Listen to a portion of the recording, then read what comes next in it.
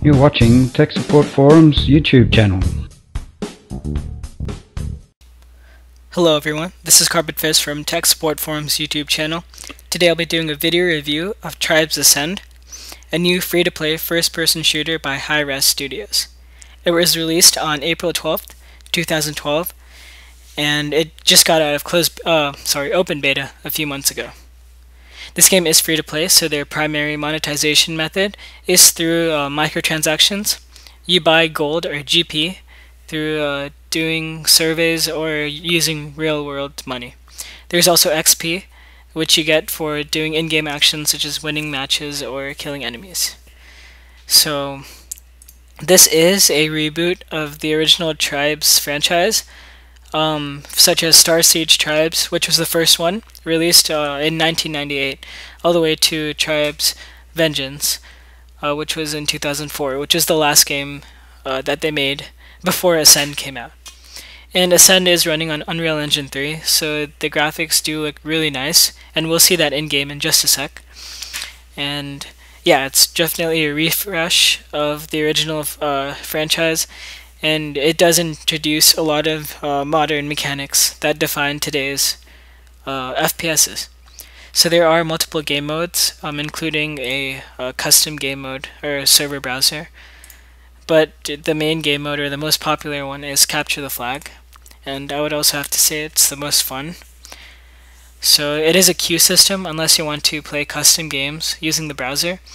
But the queue isn't too long as the player base is really high. The game was really successful, so it doesn't have a dwindling population. There's always new players, and you always have full games.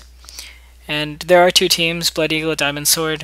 I don't know the story between them, but obviously they're engaged in some kind of territory combat.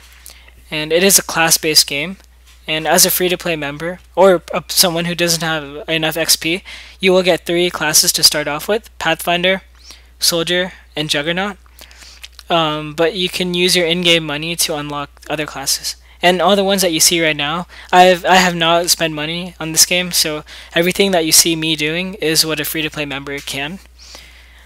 So let's go ahead and play Pathfinder. There are unique roles for each class, and the roles are clearly defined. So the Pathfinder is a flag capper and a chaser unit.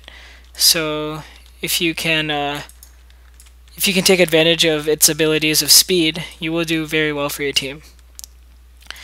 A unique mechanic, or what separates Tribes from the other sea of first-person shooters, is the ski and jetpack. What I'm doing right now is skiing. Holding spacebar allows me to become frictionless, and as I go downhill, I gain speed. As I go uphill, I lose speed. To compensate for that, I right-click to use my jetpack to maintain it. So right now, I'm at 103, and I use my jetpack to stay at 103 as I went uphill. It does take a little bit of getting used to. It's definitely not what you see in your standard shooters, but that shouldn't be a deterrent from playing the game, as it's a very fun learning process, and it shouldn't take too long either. And the weapons in this game are obviously sci-fi. It is set in a sci-fi universe, and a lot of them deal with projectile-based bullets. So I shoot it, and then there is an AOE, or area of effect. So things like splash damage and things like that are vital to the game mechanics. And right now I'm just flying around just to show you guys, so we might be able to see some enemies and get some footage of combat.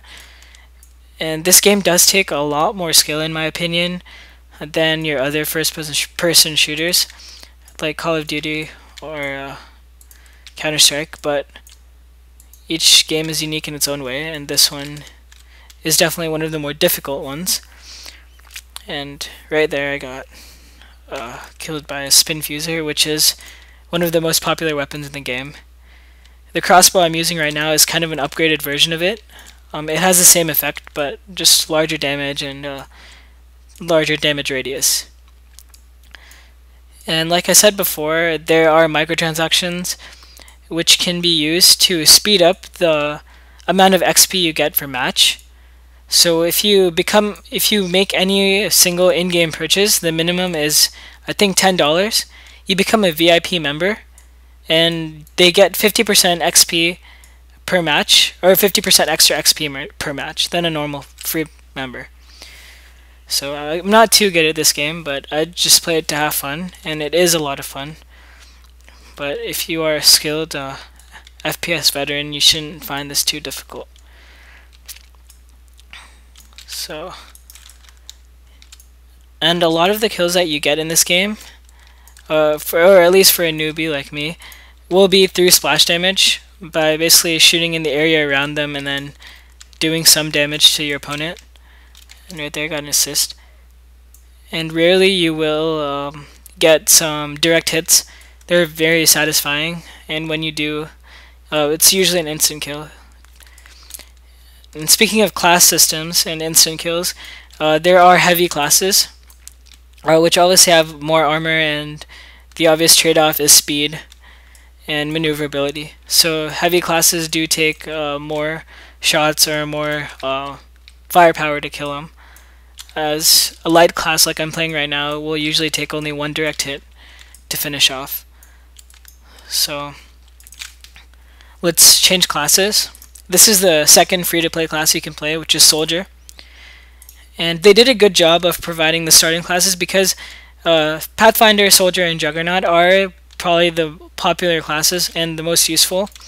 The other classes are useful as well, but they're kind of modifications of existing ones. They're not too different.